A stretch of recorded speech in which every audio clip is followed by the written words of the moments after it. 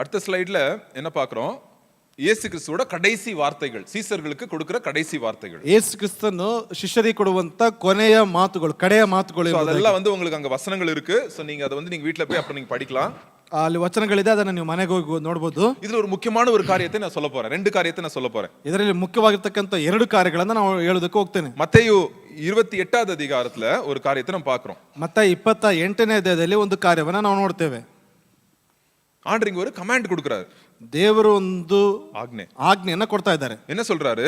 ಏನ್ ಹೇಳ್ತಾ ಇದ್ದಾರೆ? கூப்பிடுறாரு, ಎಲ್ಲರನ್ನ ಕರೀತಾ ಇದ್ದಾರೆ. கடைசியாக சொல்ல போற வார்த்தை, இயேசு கிறிஸ்து சொல்ல போற வார்த்தை.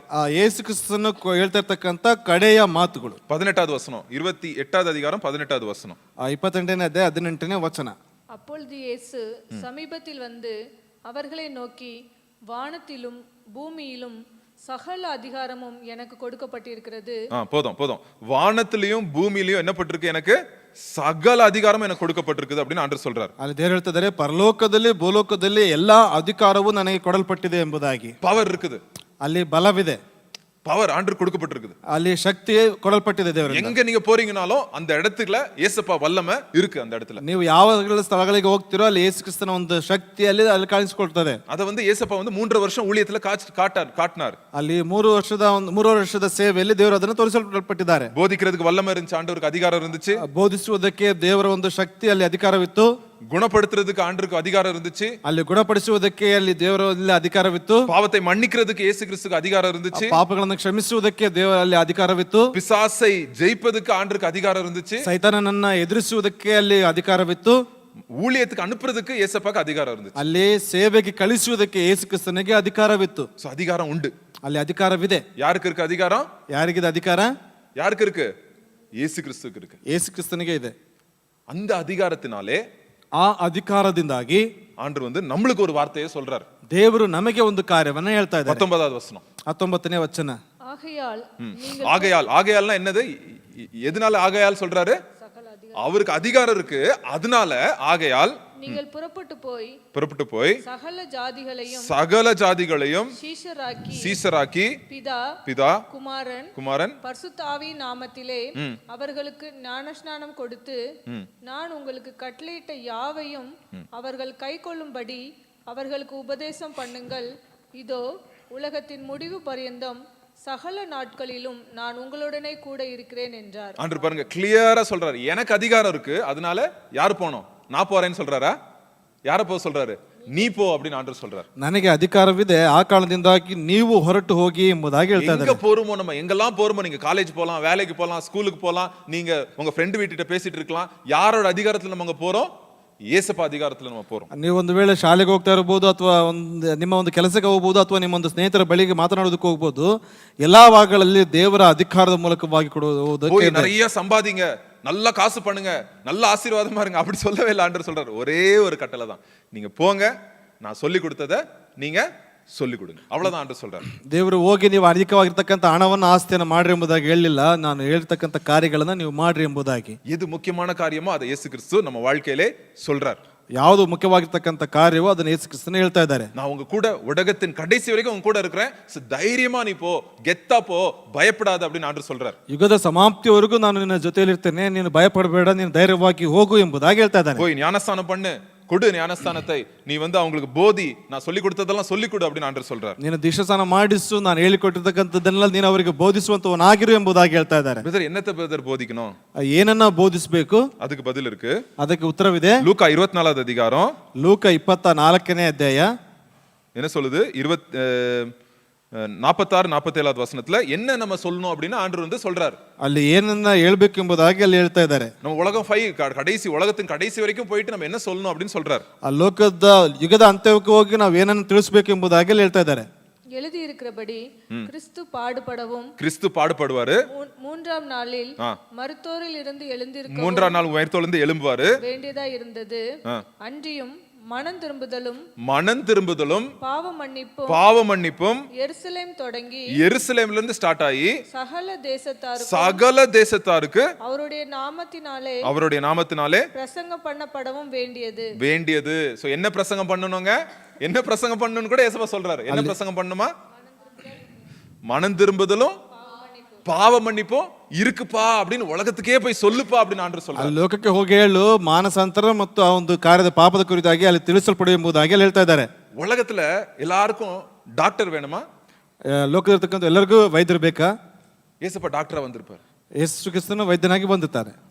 உலகத்துல பெரிய டீச்சர் வேணுமா? இயேசு கிறிஸ்து ஒரு டீச்சரா வந்திருப்பார். ಆ ಲೋಕದಲ್ಲಿ ಒಬ್ಬ ಒಳ್ಳೆ ಶಿಕ್ಷಕನಾಗಿ ಬೇಕಾಗಿತ್ತ, ಅವನು ಶಿಕ್ಷಕನಾಗಿ ಬರ್ತಾ ಇದ್ರು. உலகத்துல எல்லாருக்கும் பணம் வேணும்னா இயேசு கிறிஸ்து ஒரு தொழில் அதிபரா ஒரு பணக்காரனா வந்திருப்பார். ಆ ಲೋಕದಲ್ಲಿರ್ತಕ್ಕಂಥವರಿಗೆ ಒಂದು ಹಣವು ಬೇಕಾಗಿದ್ರೆ ಒಬ್ಬ ಶ್ರೀಮಂತನಾಗಿ ಒಂದು ಹಣವನ್ನು ಕೊಡುವಂತವನಾಗಿ ಬರ್ತಾ உலகத்துல ಇದ್ರು. இருக்கிறவங்களுக்கு ஒரு விஞ்ஞானி வேணும்னா சயின்டிஸ்டா இயேசப்பா வந்திருப்பார். ಲೋಕದಲ್ಲಿರ್ತಕ್ಕಂಥವರಿಗೆ ವಿಜ್ಞಾನಿಗಳು ಬೇಕಾಗಿದ್ರೆ ಒಂದು ಸೈಂಟಿಸ್ಟ್ ಆಗಿ ಬರ್ತಾ ಇದ್ರು. அது தேவையில்ல. ಅದು ಬೇಕಾಗಿಲ್ಲ. உலகத்துல ஜனங்களுக்கு என்ன வேணுங்க? ಲೋಕದಲ್ಲಿರ್ತಕ್ಕಂಥ ಜನರಿಗೆ ಏನ್ ಬೇಕು? பாவத்துல இருந்து விடுதலை வேணுங்க. ಪಾಪದಿಂದ ಬಿಡುಗಡೆ ಬೇಕು. அது யார் மூலியமாய் கிடைக்கும்? ಅದು ಯಾರ ಮೂಲಕವಾಗಿ இயேசு ಸಿಗ್ತದೆ? கிறிஸ்து மூலியமாய் மாத்திரம் தான் கிடைக்கும். ಯೇಸು ಕ್ರಿಸ್ತನ ಮೂಲಕವಾಗಿ ಮಾತ್ರ ಸಿಗ್ತದೆ. சோ உலகத்துல இருக்கிறவங்களுக்கு என்ன வேணும்? ಲೋಕದಲ್ಲಿರ್ತಕ್ಕಂಥವ್ರಿಗೆ ಏನ್ ಬೇಕಿದೆ? ஒரு சயின்டிஸ்ட் ஒரு டீச்சர் பணம் இல்ல, மன்னிப்பு வேணும்.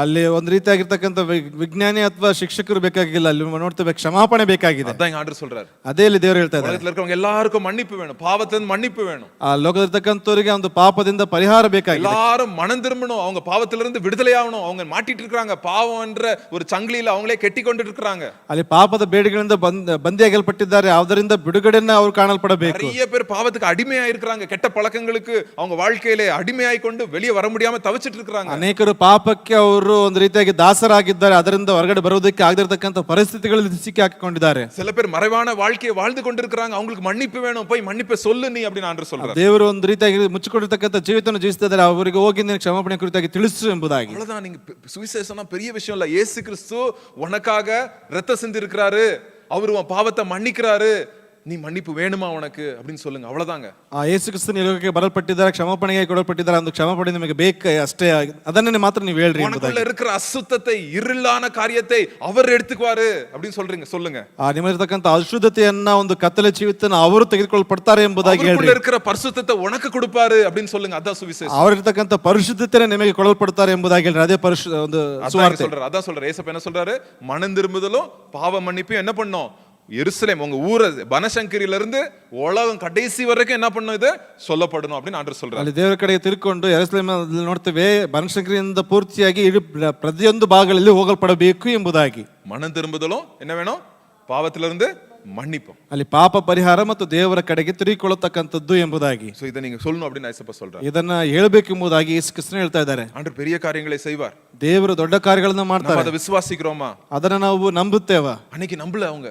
ಆವತ್ತು ಅವರು ನಂಬಲಿಲ್ಲ, அந்த சீசர்கள் முழுசா நம்பல. ಆ ಶಿಷ್ಯರು ಸಂಪೂರ್ಣವಾಗಿ ನಂಬಲಿಲ್ಲ. முழுசா நம்புனாங்க. ಯಾವಾಗ ಸಂಪೂರ್ಣವಾಗಿ ನಂಬಿದ್ರು? எப்ப நம்புனாங்க?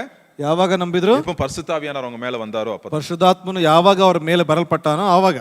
49வது வசனம் படிங்க. 49ನೇ ವಚನ ಓದ್ರಿ. 24:49 லூக்கா 24:49. என் பிதா வாக்குத்தத்தம் பண்ணினதை இதோ நான் உங்களுக்கு அனுப்புகிறேன். இதோ அனுப்ப போறேன். நீங்களோ உன்னதத்திலிருந்து வரும் பலனால் தரிப்பிக்கப்படும் வரைக்கும் எருசலேம் நகரத்தில் இருங்கள் என்றார். பாருங்க, உங்களுக்கு ஒரு பவர் வரப்போகுது. அந்த பவர் வர்ற வரைக்கும் நீங்க என்ன பண்ணுங்க? ஒரு 10 நாள் என்ன பண்ணுங்க? எருசலேம் ஊர்ல நீங்க இருங்க அப்படின்னு சொல்றாரு. ನಿಮಗೊಂದು ಶಕ್ತಿ ಬರೋದಕ್ಕಿದೆ, ಅಲ್ಲಿ ತನಕ ನೀವು ಯೆರೂಸಲೇಮಿನಲ್ಲೇ ಇರ್ರಿ ಎಂಬುದಾಗಿ ಹೇಳ್ತಾ ಇದ್ದಾರೆ. சோ என்ன வரணும்? நம்மளுக்கு என்ன வேணும்? ನಮಗೇನ್ ಬೇಕು? பரிசுத்த ஆவியானுடைய வல்லமை நம்ம வாழ்க்கையில வேணும். ಪರಿಶುದ್ಧಾತ್ಮನ ಒಂದು ಶಕ್ತಿ ನಮ್ಮ ಜೀವಿತದಲ್ಲಿ ಬೇಕಾಗಿದೆ. அவர் நம்மளுக்கு ஆவியானவர் நம்மளை நிரப்பும் போது, ஆவியானவர் நம்மளுக்குள்ளே வரும்போது நம்மளுக்கு ஒரு சொல்ல முடியாத ஒரு தைரியம் நம்ம வாழ்க்கையில வரும். ಪರಿಶುದ್ಧಾತ್ಮನ ನಮ್ಮಲ್ಲಿ ತುಂಬಿಸಲ್ಪಡುವಾಗ ಹೇಳುವುದಕ್ಕಾಗದಿರತಕ್ಕಂತ ಶಕ್ತಿ ನಮ್ಮಲ್ಲಿ ಬರುವಂತದಾಗಿದೆ. தைரியம் நம்மளுக்குள்ள வரும்போது நம்ம வந்துட்டு ஆண்டவருடைய அன்பினால நிரப்பப்படுவோம். நம்ம ಆ ಧೈರ್ಯ ನಮ್ಮಲ್ಲಿ ಬರುವಾಗ ದೇವರ ಒಂದು ಪ್ರೀತಿಯಿಂದ ನಾವು ತುಂಬಿಸಲ್ಪಡುವಂತವರಾಗಿರ್ತೇವೆ. ஒரு பெர்க்மன்ஸ்ல ஒரு பாட்டு இல்ல, ஒரு ஒரு மெசேஜ் ஒரு நிமிஷம் தான் அது இருக்கும். அதுல என்ன வருதுன்னா, அந்த பாட்டு இல்ல, பாட்டு தான் அது. பட் அது எப்படி வரும்? அந்த வார்த்தைகள் எப்படி வரும்னா, உன்னதத்தின் ஆவியை உந்தன் பக்தர் உள்ளத்தில் ஊற்ற வேண்டும் இந்த நாளிலே உலகமெங்கும் சாட்சி நாங்களே அப்படின்னு ஒரு பாட்டு. ಅಲ್ಲಿ ನೋಡ್ತೇವೆ, ಒಂದು ಹಾಡನ್ನು ಹೇಳ್ತೇವೆ, ಪರಿಶುದ್ಧಾತ್ಮನನ್ನು ತುಂಬಿಸಲ್ಪಡಬೇಕು, ತುಂಬಿಸಲ್ಪಟ್ಟವರಾಗಿ ಲೋಕದ ಅಂತ್ಯದವರೆಗೂ ಸಾಕ್ಷಿಗಳಾಗಿ ಜೀವಿಸಲ್ಪಡಬೇಕು ಎಂಬತಕ್ಕಂತ ಒಂದು அது ஒரு பாட்டு. ஆக்சுவலா அது ஒரு பாட்டு தான். ಅದು ಒಂದು ಹಾಡೆ. அது நான் தெரியாம வாய் தவறி சொல்லிட்டேன். இன்னொரு ஆக்சுவலா சொல்ல வந்துட்டு இருந்தேன். ಇನ್ನೊಂದು ಹೇಳೋದಕ್ಕೆ ಬರ್ತಾ ಇದ್ದೆ.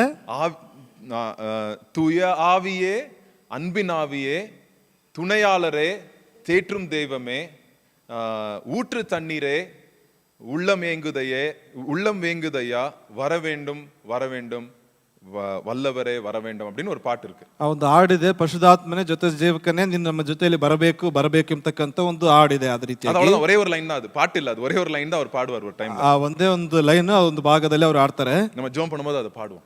ಅದನ್ನ ಪ್ರಾರ್ಥಿಸುವಾಗ ಅದನ್ನ ಆಡೋಣ. அவர் நம்மளுக்குள்ள வந்துட்டா இந்த கட்டளைகளை நம்ம கீழ்ப்படிய முடியும். ಅವರು ನಮ್ಮಲ್ಲಿ ಬಂದ್ರೆ ಈ ಒಂದು ಕಟ್ಟಳೆಗಳನ್ನ ನಾವು ವಿಧೇಯರಾಗಿ ನಡೆಯೋದಕ್ಕಾಗ್ತದೆ. அதனால நம்ம எந்த அளவுக்கு நம்ம சுவிசேஷம் சொல்றதுக்கு பயப்படுறோமோ அந்த அளவுக்கு ஆண்டவர் நம்மளை தகுதிப்படுத்துவார். எப்படி? ஆவினாலே நிரப்பி நம்மளை தகுதிப்படுத்துவார். ಆ ಸುವಾರ್ತೆ ಹೇಳೋದಕ್ಕೆ ಎಷ್ಟರ ಮಟ್ಟಿಗೆ ನಾವು ಭಯಪಡ್ತೀವಿ ಅಷ್ಟರ ಮಟ್ಟಿಗೆ ದೇವರು ನಮ್ಮನ್ನ ನಡೆಸ್ತಾರೆ. ಆ ರೀತಿಯಲ್ಲಿ ದೇವರು ನಮ್ಮ ಕಾರ್ಯಗಳನ್ನ ಅದೆಲ್ಲ ನಡೆಸುವಂತವರಾಗಿರ್ತಾರೆ. எதோ போய் ஜனங்க கேக்குறாங்க ரோட்ல, ಆ ರಸ್ತೆಯಲ್ಲಿ ಏನೇನೋ ಹೋಗಿ ಕೇಳ್ತಾರೆ ಜನಗಳು. அங்க வேகா சிட்டி மால் போறோம், உள்ள போன உடனே கிரெடிட் கார்டு வேணுமா அப்படின்னு கேக்குறான். ಆ ವೆಗಸಿಟಿ ಮಾಲ್ಗೆ ಹೋಗ್ತಾ ಇದೀವಿ, ಅವ್ರು ಕೇಳ್ತಾ ಇದ್ರೆ ನಿಮಗೆ ಕ್ರೆಡಿಟ್ ಕಾರ್ಡ್ ಬೇಕಾ ಎಂಬುದಾಗಿ. அன்னைக்கு அங்க போறோம், சார் இந்த கிளப்புக்கு மெம்பர் ஆவறீங்களா அப்படின்னு கேக்குறாங்க. ಆವತ್ತು ಅಲ್ಲಿ ಹೋಗುವಂತ ಸಂದರ್ಭದಲ್ಲಿ ಈ ಒಂದು ಕ್ಲಬ್ಗೆ ನೀವು ಮೆಂಬರ್ ಆಗ್ತೀರಾ, ಸದಸ್ಯರಾಗ್ತೀರಾ ಎಂಬುದಾಗಿ ಕೇಳ್ತಾ ಇದ್ದಾರೆ. கிறிஸ்தவன் என்ன கேக்குறான்? ಕ್ರೈಸ್ತವರು ಏನ್ ಕೇಳ್ತಾ ಇದಾರೆ? மன்னிப்பு வேணுமா? ಕ್ಷಮಾಪಣೆ ಬೇಕಾ? மன்னிப்பு வேணுமா? ಕ್ಷಮಾಪಣೆ ಬೇಕಾ? பழைய வாழ்க்கைக்கு மன்னிப்பு வேணுமா? ನಿನ್ನ ಹಳೆಯ ಜೀವಿತಕ್ಕೆ ಕ್ಷಮಾಪಣೆ ಬೇಕಾ? எந்த பரிகாரம் பண்ண முடியாது. நீங்க ಯಾವ ಪರಿಹಾರವನ್ನು ಮಾಡೋದಕ್ಕಾಗೋದಿಲ್ಲ. இயேசு கிறிஸ்து உங்களுக்கு மன்னிப்பு கொடுக்கிறாரு. ಯೇಸು ಕ್ರಿಸ್ತನು ನಮಗೆ ಕ್ಷಮಾಪಣೆಯನ್ನು ಕೊಡ್ತಾರೆ. விசுவாசிக்கிறீங்களா? ನೀವು ಅವ್ರನ್ನ ನಂಬುತ್ತೀರಾ? மன்னிப்பு கொடுக்கிற பிசினஸ்ல நம்ம இருக்கிறோம். ஏன்னா இயேசப்பா நம்மளுக்காக அவர் மன்னிப்பு கொடுக்கிற தேவனா இருக்கிறார். ಅಲ್ಲಿ ಕ್ಷಮಾಪಣೆಯನ್ನು ಕೊಡಿಸುವಂತ ಒಂದು ಕಾರ್ಯದಲ್ಲಿ ನಾವು ಇದ್ದೇವೆ. ಯಾಕಂದ್ರೆ ಯೇಸು ಕ್ರಿಸ್ತ ನಮಗಾಗಿ ಕ್ಷಮಾಪಣೆಯನ್ನು ಆತನು மன்னிக்கப்பட்ட ஜெப ஒரு ஜனக்கூட்டம் நம்ம. ನಾವು ಕ್ಷಮಿಸಲ್ಪಟ್ಟಂತ ಒಂದು ಪ್ರಾರ್ಥನಾ ಕೂಟ ನಮ್ಮ. ஏன் நம்ம ஸ்பீடா மன்னிக்கிறோம் மத்தவங்கள? ஏன்னா நம்ம மன்னிக்கப்பட்டிருக்கிறோம். ಯಾಕೆ ನಾವು ಇತರರನ್ನ ವೇಗವಾಗಿ ನಾವು ಕ್ಷಮಿಸ್ತೇವೆ? ಯಾಕಂದ್ರೆ ನಾವು ಕ್ಷಮಿಸಲ್ಪಟ್ಟವರಾಗಿದ್ದೇವೆ. நம்ம மேல எந்த சாபமோ எந்த எதுவும் வந்து நம்மள அணுகாது. ஏன்னா நம்ம மன்னிக்கப்பட்ட ஜனம், இயேசுப்பா ரத்தத்தினால கழுவப்பட்ட ஜனம் நம்ம. ಯಾವುದೇ ಶಾಪಗಳು ನಮ್ಮನ್ನ ಮುಟ್ಟುವುದಿಲ್ಲ. ಯಾಕಂತಂದ್ರೆ ಯೇಸು ಕ್ರಿಸ್ತರ ರಕ್ತದಿಂದ ತೊಳೆಯಲ್ಪಟ್ಟಿರ್ತಕ್ಕಂಥ ಒಂದು ಜನಾಂಗಗಳು ನಾವು. சோ இங்க மார்க் 16வது அதிகாரத்துல என்ன சொல்லப்பட்டிருக்குது? ಮಾರ್ಕ 16ನೇ ಅಧ್ಯಾಯದಲ್ಲಿ ಏನಂತ ಬರೆಯಲ್ಪಟ್ಟಿದೆ? 15வது வசனம், 15ನೇ ವಚನ. இயேசு கிறிஸ்து என்ன சொல்றாருங்க? ಯೇಸು ಕ್ರಿಸ್ತನು ಏನು ಹೇಳ್ತಾ ಇದ್ದಾರೆ ಇಲ್ಲಿ? பின்பு அவர் அவர்களை நோக்கி, நீங்கள் உலகமெங்கும் போய் சர்வ சிருஷ்டிக்கும் சுவிசேஷத்தை பிரசங்கியுங்கள். விசுவாசம் உள்ளவனாகி ஞானஸ்நானம் பெற்றவன் ரட்சிக்கப்படுவான், விசுவாசியாதவனோ ஆக்கினைக்குள்ளாக தீர்க்கப்படுவான். அப்புறம் 17வது வசனம் 18வது வசனம், விசுவாசிக்கிறவர்களால் நடக்கும் அடையாளங்கள் ஆவன. என்னென்ன நடக்கும்? விசுவாசிக்கும் போது என்னெல்லாம் நடக்கும் பாருங்க. என் நாமத்தினாலே பிசாசுகளை துரத்துவார்கள், நவமான பாஷைகளை பேசுவார்கள், புது பாஷைகளிலே பேசுவார்கள், சர்ப்பங்களை எடுப்பார்கள், சாவுக்கு ஏதுவான யாதொன்றை குடித்தாலும் அது அவர்களை சேதப்படுத்தாது, வியாதியஸ்தர் மேல் கைகளை வைப்பார்கள், அப்பொழுது அவர்கள் சொஸ்தமாவார்கள். ஆமென். விசுவாசிக்கிறவனுக்கு தான் இந்த கிஃப்ட் எல்லாம். ನಂಬುವಂತವರಿಗೆ ಈ ಒಂದು ಸೂಚಕ ಕಾರ್ಯಗಳು. நீங்க இயேசுப்பாவுடைய விசுவாசத்தை, நீங்க இயேசு கிறிஸ்துவோட மன்னிப்பை நீங்க கொடுக்கும்போது அது யாரெல்லாம் விசுவாசிக்கிறாங்களோ அவங்க வாழ்க்கையிலே நடக்க வேண்டிய அந்த வல்லமையான காரியங்களை நம்ம பார்த்தோம். ಯೇಸು ಕ್ರಿಸ್ತನ ಕ್ಷಮಾಪಣೆಯನ್ನು ಯಾರಿಗೆಲ್ಲ ಕೊಡುವಂತವರಾಗಿರ್ತಾರೋ ಅವರು ನಂಬುವಂತ ಸಂದರ್ಭದಲ್ಲಿ ಈ ಸೂಚಕ ಕಾರ್ಯಗಳೆಲ್ಲ ಅವರ ಜೀವಿತದಲ್ಲಿ ನಡೀತಕ್ಕಂಥದ್ದಾಗಿರ್ತದೆ. செய்வாருங்க, ದೇವರು ಮಾಡ್ತಾರೆ. எப்படி செய்வாரு? ಯಾವ ರೀತಿಯಾಗಿ ಮಾಡ್ತಾರೆ? யாருக்கு செய்வாரு? ಯಾರಿಗೆ ಮಾಡ್ತಾರೆ அது எனக்கு தெரியாது, ಅದು ನನಗೆ ಗೊತ್ತಿಲ್ಲ. ஆனா ஆண்டவர் செய்வார். ಆದ್ರೆ ದೇವರು ಮಾಡ್ತಾರೆ. நம்ம கடமை என்ன? ನಮ್ಮ ಒಂದು ಕರ್ತವ್ಯವೇನು? போய் நம்ம என்ன பண்ணோம்? ನಾವೇನ್ ಮಾಡ್ಬೇಕು? சொல்றது தான் நம்ம வேலை. ನಾವು ಹೋಗಿ ಹೇಳುವಂತದ್ದೇ ನಮ್ಮ ಕೆಲಸ. Calvary Chapel founder pastor Chuck Smith எப்பவும் சொல்ற ஒரு காரியத்தை சொல்றேன். கல்வர் சப்பல் ஃபவுண்டர் ಆಗಿರತಕ್ಕಂತ ಚಕ್ ಸ್ಮಿತ್ ಅವರು ಹೇಳುವಂತ ಒಂದು ಕಾರ್ಯ ಹೇಳ್ತೀನಿ. ஆண்டவருக்கு ஊழியம் செய்யறது கமிஷன் ஊழியம் அல்ல. ದೇವರಿಗೆ ಮಾಡುವಂತ ಒಂದು ಕೆಲಸ ಅದು ಕಮಿಷನ್ ಸೇವೆ ಅಲ್ಲ. கமிஷன்னா எப்படி? ಕಮಿಷನ್ ಅಂದ್ರೆ ಹೇಗೆ? எவ்வளவு நம்ம வியாபாரம் பண்றோமோ அதுல என்னது? அதுல ஒரு பங்கு நம்மளுக்கு என்ன கிடைக்கும்? ಅಮೌಂಟಾ கிடைக்கும். ಎಷ್ಟರ ಮಟ್ಟಿಗೆ ನಾವು ಕಾರ್ಯಗಳನ್ನು ಮಾಡ್ತೀವಿ ಅದರಲ್ಲಿ ಒಂದು ಭಾಗ ನಮಗೆ ಆ ಒಂದು ಹಣ ಸಿಗ್ತದೆ. 1000 ரூபாய் சேல்ஸ் பண்ணா 100 ரூபாய் என்ன பண்ணுவார்? நம்ம தலை பாஸ் வந்து நமக்கு ಕಮಿಷನ್ கொடுப்பார். 1000 ರೂಪಾಯಿ ನಾವು ಸೇಲ್ಸ್ ಅನ್ನು ಮಾಡಿದ್ರೆ ಅದರಲ್ಲಿ 100 ರೂಪಾಯಿಗಳನ್ನ ಒಂದು ಯಜಮಾನ ನಮಗೆ ಕೊಡ್ತಾರೆ. சோ அதே மாதிரி ஊழியம் வந்து அப்படி இல்ல. ಆ ಸೇವೆ ಅಂತಕ್ಕಂಥದ್ದು ಅದೇ ರೀತಿಯಾಗಿ ಅಲ್ಲ. 1000 பேருக்கு நீங்க 1000 பேர் ஏசப்பாட்ட கொண்டு வந்தா ஆண்டவர் உங்களுக்கு இவ்வளவு கமிஷன் தருவார் அப்படி இல்ல, ஆசீர்வாதம் தருவார் அப்படி இல்ல. ನೀನು 1000ರಷ್ಟು ಜನಗಳನ್ನು ತೆಗೆದುಕೊಂಡು ಬಂದ್ರೆ ಇಷ್ಟು ನಿನಗೆ ದೇವರು ಒಂದು ಕಮಿಷನ್ ಕೊಡ್ತಾರೆ ಎಂಬುದಾಗಿ ಅಲ್ಲ. ಆಂಡ್ರட்ட ವರಾಂಗ ಅದು ಮುಖ್ಯವಲ್ಲ. ಎಷ್ಟು ಜನ ದೇವರ ಬಳಿಗೆ ಬರ್ತಾರೆ ಅದು ಮುಖ್ಯವಲ್ಲ. எவ்வளவு விதைக்கிறீங்க அது முக்கியம் கிறிஸ்தவ வாழ்க்கை. ಎಷ್ಟು ಬೀಜಗಳನ್ನು ಬಿತ್ತಿರಿ ಅದು ಮುಖ್ಯ ಕ್ರಿಸ್ತಿಯ ಜೀವಿತದಲ್ಲಿ. சோ எவ்வளவு விதைக்கிறீங்க, அந்த விதை வந்து எப்படி வருதோ இல்ல விதைக்கிறீங்களா அது ஆண்டவர் சொல்றார். ಅದು ಬೀಜಗಳನ್ನು ಬಿತ್ತಲ್ಪಡ್ತಿರೋ ಅದೇ ಮುಖ್ಯವಾಗಿರ್ತಕ್ಕಂಥದ್ದಾಗಿದೆ. விதைக்கிறீங்களா? ஆண்டவருடைய மந்தையை நீங்க பார்த்து கொள்றீங்களா? அதுக்காக நீங்க வந்துட்டு கவலைப்பட்டு நீங்க ஜெபிக்கிறீங்களா? அதுக்காக கர்த்தர்ட்ட நீங்க மன்றாடுறீங்களா? அது ஆண்டவர் எதிர்பார்க்கிறார். ದೇವರ ಒಂದು ಕುರಿಮರಿಗಳನ್ನು ನೀವು ಮೇಯಿಸೋದಕ್ಕೆ ಪ್ರಯಾಸ ಪಡ್ತಿದ್ರೆ ಅದಕ್ಕಾಗಿ ನೀವು ಕಾರ್ಯಗಳನ್ನು ಮಾಡ್ತಾ ಇದ್ರೆ ದೇವರು ಆ ಒಂದು ಕಾರ್ಯಗಳನ್ನು ಎದುರು ನೋಡ್ತಾರೆ ಎಂಬುದಾಗಿ. ಸೋ ಅದனால ಆಂಡರ್ போங்க அப்படினு சொல்றாங்க. ಆ ಕಾರಣದಿಂದಾಗಿ ದೇವರು ಹೋಗ್ರಿ ಎಂಬುದಾಗಿ ಹೇಳ್ತಾ ಇದ್ದಾರೆ. ಸೋ ನಮ್ಮ ಬನಶಂಕರಿ ಕರ್ನಾಟಕ ಇಂಡಿಯಾ உலகத்தின் கடைசி வரைக்கும் நம்ம போறோம். ಬನಶಂಕರಿ ಕರ್ನಾಟಕ ಇಂಡಿಯಾ ಲೋಕ ಪೂರ್ತಿಯಾಗಿ ನಾವು ಹೋಗೋದಕ್ಕಿದ್ದೇವೆ. மன்னிப்பு வேணுமா? ಕ್ಷಮಾಪಣೆ ಬೇಕಾ? பாவத்திலிருந்து விடுதலை வேணுமா? ಪಾಪದಿಂದ ಬಿಡುಗಡೆ ಬೇಕಾ? இயேசு கிறிஸ்து உங்களுக்கு கொடுக்கிறார். ಯೇಸು ಕ್ರಿಸ್ತನ ನಿಮಗೆ ಕೊಡ್ತಾರೆ. இயேசு கிறிஸ்து சுமந்து இருக்கிறார். ಯೇಸು ಕ್ರಿಸ್ತನ ಒತ್ತುಕೊಳ್ಳಲ್ಪಟ್ಟಿದ್ದಾರೆ. விசுவாசிக்கிறீங்களா? ನಂಬ್ತಾ ಇದ್ದೀರಾ? அதை தான் நம்ம சொல்லணும். ಅದನ್ನ ನಾವು ಹೇಳ್ಬೇಕು. அதான் இயேசு கிறிஸ்து சொல்லிட்டு போயிருக்கிறார். ಅದನ್ನ ಯೇಸು ಕ್ರಿಸ್ತನ ಹೇಳಿ ಹೋಗಿದ್ದಾರೆ.